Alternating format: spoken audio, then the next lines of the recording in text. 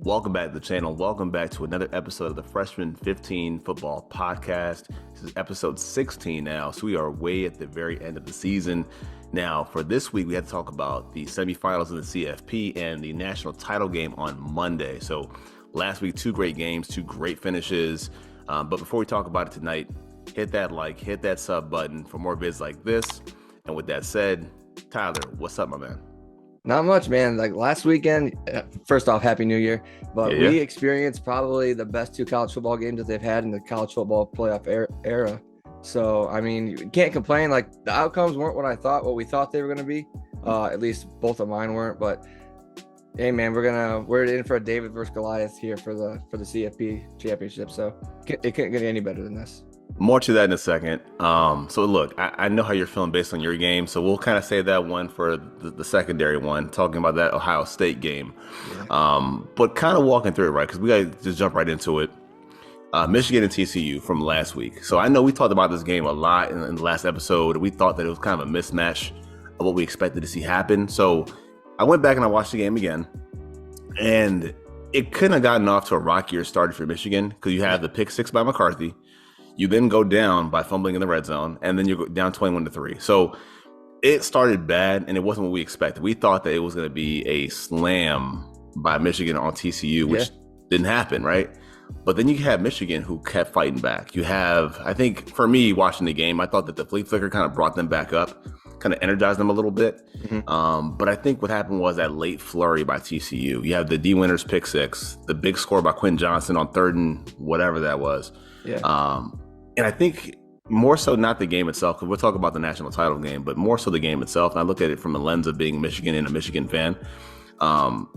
It was the self-inflicted mistakes that got you. Yep. Absolutely. And you never were able to play like your style, your brand of football. And I think that they had to force Duggan into making the throws and being the guy, but he didn't have to. I mean, you lose Kendra Miller, but then all of a sudden Dean Ricardo goes in and he carves you up on the ground. So I think if you're Michigan, you kind of say to yourself, you know what? You can still kind of hold your head up high, albeit disappointing, because you still kind of showed who you were a little bit. I think you made the mistakes that got you kind of beat, and you had a kind of smooth sailing throughout the entire season. But even then, to kind of fight back, claw into the game where you kind of almost could have got there. I mean, I say, hey, chalk it up. You know, you had a good year. And if you're TCU, you got to be elated because nobody saw this coming. Yeah, maybe the guys in the locker room, maybe half the guys in the locker room saw this coming. So I'm just like, but here you are, man. So, I mean, you saw the game live. So what do you think about that game with TCU and Michigan? Yeah, so Michigan, for their first four drives, three of them ended in field goals. One could have been a touchdown. They called it back. They said he didn't gain possession. They said he gained possession before he went in. But I know my eyes tell me that it was after he crossed the line that he gained possession. That should have been a touchdown. So, they kicked three field goals. So instead of having 21 points, you're getting 9 points out of that. So you left 12 points on the board there. And those, as a Michigan team against we would think like a weaker TCU defense that they would go down and kind of manhandle that. But two pick sixes, like you said, it's kind of uncharacteristic of McCarthy. And then TCU explosive plays. They had three drives that were three plays for over 76 yards, and they were all big hitters. Like the one that you said that you mentioned, the Quentin Johnson. It was like 3rd and 14 or something like that. And he was getting chased back, rolling back. He rolled to his right, and he hits him coming across on a slant, and the defender dives, and there's nobody back there. So he basically just walks in the end zone. That kind of stuff might not happen against Georgia because they're a little more sound in the secondary. Mm-hmm. But that's what they capitalize on the big plays. They capitalize on the mistakes. Like you said, it was self-inflicted. And Michigan, just like we've seen all year, they are a second half team. They usually go ahead and put teams away. This second half, they had to fight their way back, and for a second, we thought they had it, and then it was Max Duggan and the TCU Horned Frogs. A little too late, man. So I mean, again, a surprise because we didn't see that coming. We thought it'd be just a blowout, but here they are. Here they stand now, talking about Ohio State versus Georgia.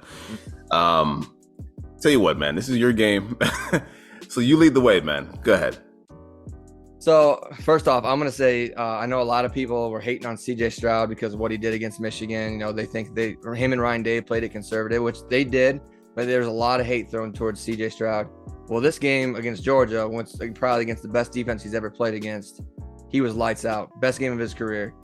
He used his legs to extend plays. We even saw that more so when Marvin Harrison Jr. goes out. Speaking of Marvin Harrison Jr., in the first half, 6 for 106 and a touchdown, carving up Keely Ringo. I mean, they didn't have an answer for him. So OSU stops Georgia's big play. They didn't have any big explosive plays, really. And then, except for when Ransom fell down in his transition in the fourth quarter, when he was backpedaling, he went to transition, and they hit that big, I think it was like a 76-yard play. I mean, it wasn't uncharacteristic. It kind of was uncharacteristic. It was unlucky because Ransom was playing lights out that game. And then, Marvin Harrison Jr., he was concussed at the end of the third quarter. It was initially ruled a target. They replayed it and said no, but he launched himself into him. I mean, come on, we all seen it. He was launched into it, and that changed the entire complexion of the game. And like last week when we talked about this, I said, Fleming or Ibuka's gonna have to step up, and they did. Ibuka was well over 100 yards. Fleming was on his way. I thought Fleming was gonna have the bigger game, but that didn't happen. And then CJ is the one who really elevated himself. On that final drive, he's going down, and then they just happen to miss. They missed that field goal. But the other one that gets me is the timeout on the fake punt. Like, I mean, we're talking about like old people talking and acknowledging, like, we should have a thing. We're in 2023 now. Like, we should be having like buzzers for this kind of stuff. Like instantaneous, like a shot clock buzzer. Same thing with with the time clock and everything like that. But it is what it is. They drove down. They had a chance. You could say that they fumbled those last two plays up to get Noah Ruggles into a better position. But he missed it, and they lost 42-41. And they were missing a lot of key players. But like I said, CJ Stroud played the game of his life. What's funny is, and I know we had the same talking points. My notes are kind of synonymous with yours. Kind of a lot of the same thoughts. And I think when you play like that, you can recognize it, as they say, game recognizes game. You can see it from a mile away. Like, I can see that type of game and the player that he is. And I watched that game. I'm like, Ohio State, I feel like they had that game in control. Despite the absences, despite the players that weren't available to them, I felt like they had to control that game throughout most of it until, again, like you said, the corner comes out of his break, tries to flip his hips, and he falls over. Yep. And it sways the tide a little bit. But I think if you're a Georgia fan, you kind of say, well, this is why you guys are champions, right? You guys play through it. You guys keep coming. They keep fighting. They just keep coming at you. But I agree with the non-targeting call. It was targeting. Did he hit the guy directly in the helmet? No, but the intent of the rule is launching off of 2 feet with the crown of your helmet, and you got him in the head, neck area. Maybe not flush with it, but still, I feel like that's targeting. I mean, that's targeting. And again, you get that ball at the 1, you score, you're probably up by 18 points. Yeah, then the touchdown doesn't matter by Georgia. So it's a lock and key, man. And and I think the sequence before that, and I think when games get that close, and they'll talk about the refs, and I think that's a factor in some way, because when games are this close, and I mean both games too, right? When they're this close, the refs kind of inadvertently, or maybe not so inadvertent, have a way of kind of having their hands in the game and the outcomes of it based on those things. But I guess the long drive at the end, it feels like you could have done more, but he missed the kick so badly. It was almost anticlimactic for that game. Yeah. And it almost feels like you knew as soon as the ball left his foot, you knew you lost. And I'm like, which is odd, because he, if you look at his like field goal percentage, he's usually money. I mean, I'm not saying he's like the most accurate kicker, but I think he's missed like 2 in like 3 years. So, I mean, it's crazy. And then all of a sudden he shanks that one. It's like a Madden kick. So is that also Blair Walsh? Yeah, Georgia. Yeah, similar. I mean, but again, like I said, it's this close, and I guess the margin of winning and losing in college is this close. The kick wasn't close, but it is to win and lose. Yeah. And it's all right, man. I've been there several times. It's all good, man. Yeah. So again, the game that no one had, that no one expected in the national title game is Georgia and TCU. So from a narrative perspective, we talked about the Dogs, I think in episode 2, right after the Oregon blowout. We talked about them, and we said, hey, is this a repeat team? Are these a champion of yours? And I think the best point you made last week in our show was we always would kind of leverage TCU as like the upset special. Yeah, like they were always the here they are. Yeah, they're always the bridesmaid, not the bride. Yeah. So we would always kind of talk them up as like, oh yeah, they're spoilers, like the grand spoiler. But I mean, yeah, here they are, right? It's a shocker to me, Hmm. which leads me into these questions, right? And instead of, I didn't want to like stat dump and just like find, fact find and stuff like that. What I kind of wanted to do instead was just ask a couple questions Yeah. about this game, these personnel, these players, if you will. Sound good with you? Yeah. Yeah. All right, cool. So here's my question. I think we've been doing this a lot as even like a joke. But would we be wrong, and not just us, maybe like the pundits, the fans, would we be wrong now to doubt Max Duggan, given what we've seen up to this point? And do you have trust in him, or is it fair to trust him in this matchup? I saw after seeing him play, like the grit that he's had the past couple games, I would say you would be wrong to doubt him. Just because, I mean, just from that grip, he leaves everything out on the field every game. So, and what I'm going to say to this is like, if I'm Sonny Dykes, I'm studying what Ryan Day did against Georgia. I'm using what I did against Michigan, because Michigan and Georgia are pretty similar, like on defense, big lines, stuff like that. Like you would say, like Big Ten trenches. Like Georgia has a big line, so you're gonna kind of do that same thing. Like, okay, you don't have the same caliber of athletes as Ohio State does. When to see what Ohio State did against Georgia, but you can create some kind of offense to be similar to that and use your players to that advantage. And basically, it's like if you couple those things that you did against Michigan and what Ohio State did against Georgia, you have a puncher's chance at winning this game. And that's why, yeah, I trust Max Duggan and Sonny Dykes. Oh, is it fair to doubt him?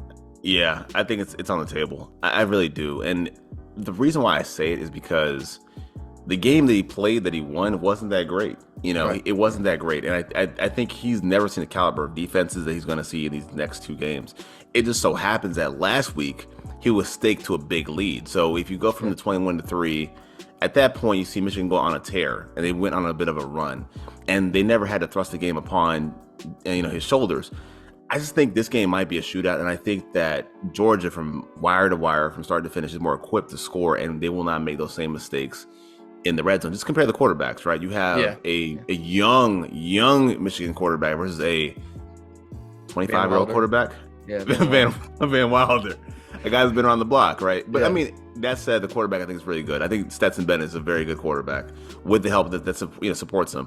Mm-hmm. And I think that those mistakes won't factor in the game as much, and he has to be just thrusted to carry this team.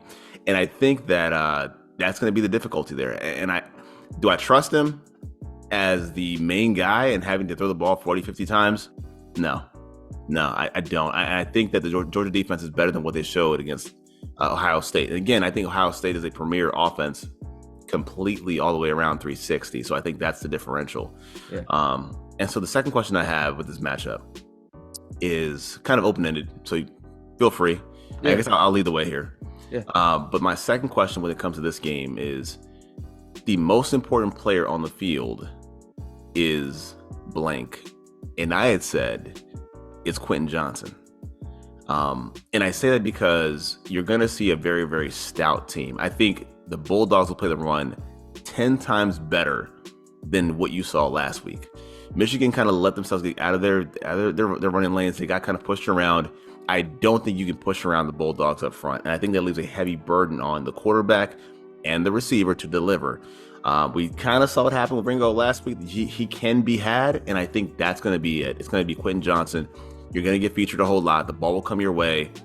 You have to have that talent. And I think with certain players and certain quarterbacks, they have to be elevated as well by the receivers in the biggest of games. And I think that's the one where you look at that and stands out to you. So I think the most important guy on the field, basically out of necessity, has to be Quentin Johnson.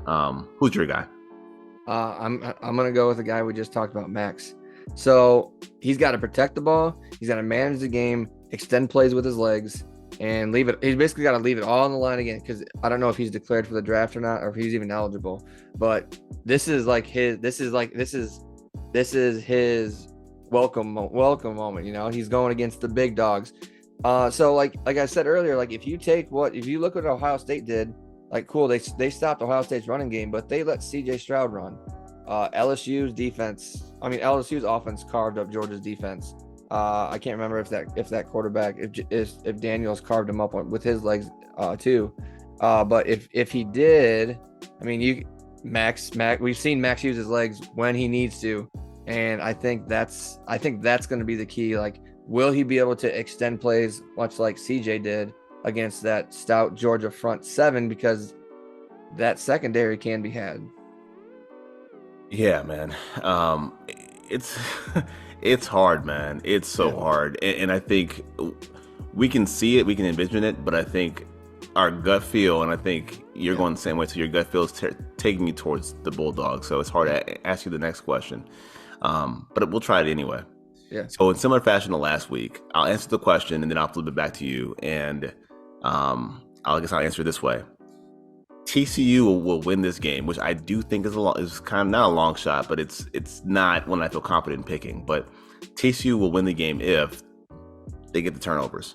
That's all it has to be. You called them during the season the best defense in the Big 12 in their conference, and we kind of see why. They're very opportunistic. They get the ball back when it really matters the most, and they can play with the lead if necessary. So I think for them is kind of take the game like you did last week, the same blueprint, try to get your hands on the ball. When you get it, you got to score on a short field if it comes down to that. And again, try to keep the Georgia defense a little bit honest with running the ball, even if it's not the results you want out of that same thought process. But I feel like if you take care of the ball, you can score. They can outlast the Bulldogs. I do think if you lead on Georgia, they will come back in the end like every scary villain in a horror movie. But if you can do that, you can outlast the Bulldogs, and the title's coming back to Texas. But to flip the question back to you, the Bulldogs win the game if blank. So this game is probably going to be a shootout, like you said earlier. I expect both teams to put up points, whether it's early on, late in the game, whatnot. But the Dogs win if they can make Max throw out of a phone booth. Like, if you don't let him extend those plays, if you don't let him roll out to extend those plays, let those wide receivers get open from that initial coverage, then I think Georgia's going to run away with it. That's what we have to ask you, man. The score of this game will be what? 38-31 Dogs.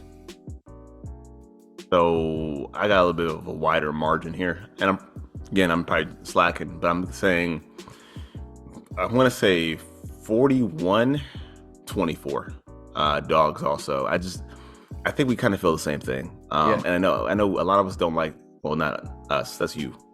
Don't like Stetson Bennett, but I think, man, he's just he passed the test every single week, man, whether it's the swagger he plays with, the confidence, the bravado, but the skill set of being an accurate downfield passer. He's a pretty mobile threat as well, especially in the red zone. I think he makes so many of the right decisions on the field that it goes almost unnoticed. It's funny, man, I was talking to somebody earlier about a different sport, basketball. I know it's not your thing. They're talking about how sometimes the great players, they go unnoticed based on it's boring. They're so effective and so efficient that it's boring. I think that's a Stetson Bennett type of characteristic where he's surrounded by so many good players that he does his job so well.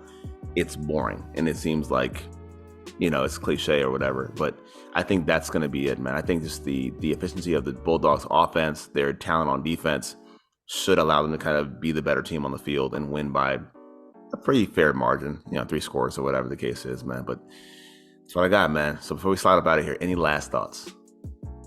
No, I mean, if the Dogs are going to win, we're going to see the next Chase Daniel probably go to the NFL. So that's my comparison. Going some darts, man. That's Chase Daniel. Hey, man, getting paid, though. See what I'm saying? Yeah. But man, other than that, guys, man, thanks for joining us here on the Freshman 15 podcast. We should be back at some point, maybe one more episode if we call it a wrap for the season. Be back in the off season. I'm sure we'll touch on some topics here and there throughout the season. So off season, if there is such as one in the college football world. But once again, guys, thanks for watching. This has been the Freshman 15 College Football Podcast, and peace. Peace.